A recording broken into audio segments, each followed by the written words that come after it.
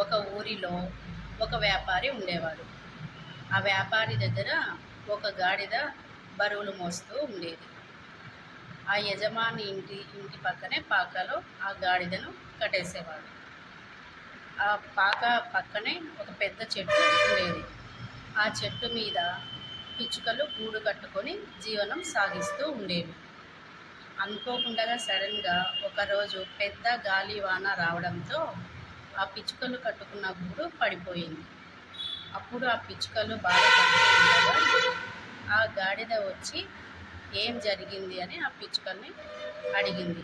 అప్పుడు ఆ పిచ్చుకలు బాధపడుతూ మేము కట్టుకున్న గూడు పడిపోయింది అని చెప్పాయి.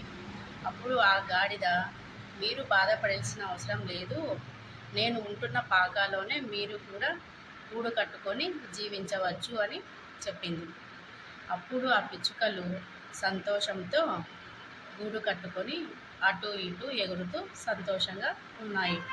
అప్పుడు ఆ గాడిద ఆ పిచ్చుకలను చూసి, నాకు కూడా రెక్కలు ఉంటే నేను కూడా ఇలా సంతోషంగా ఉండేవాడిని అని అనుకుంది. అప్పుడు ఆ గాడిద, నేను ఎప్పుడు మా యజమాని దగ్గర బరువులు మోస్తూ ఉన్నాను అని బాధపడింది. అప్పుడు ఆ పిచ్చుకలు విని ఆ గాడిదతో ఇలా అన్నాయి, మీ అంత అదృష్టవంతులు ఎవరు లేరు. ఎందుకంటే మీ యజమాని నీకు టైంకి భోజనం, నీళ్ళు మీకు అందిస్తున్నాడు. మా పరిస్థితి అలా కాదు. మేము బయటికి పోతే పాములు, పిచ్చుకలు వచ్చి మమ్మల్ని ఎక్కడ చంపుతాయో అని భయపడుతూ బయటికి వెళ్ళి కష్టపడి ఆహారం తెచ్చుకోవాలి అని చెప్పాయి పిచ్చుకలు.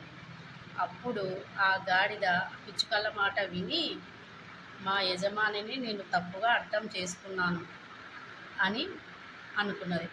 ఆ రోజు నుంచి ఆ గాడిద సంతోషంగా జీవిస్తుంది. నీతి ఏమంటే, ఎప్పుడూ ఒకరితో పోల్చుకోకుండా ఉన్నంతలో సంతోషంగా జీవించాలి అని దీని నీతి.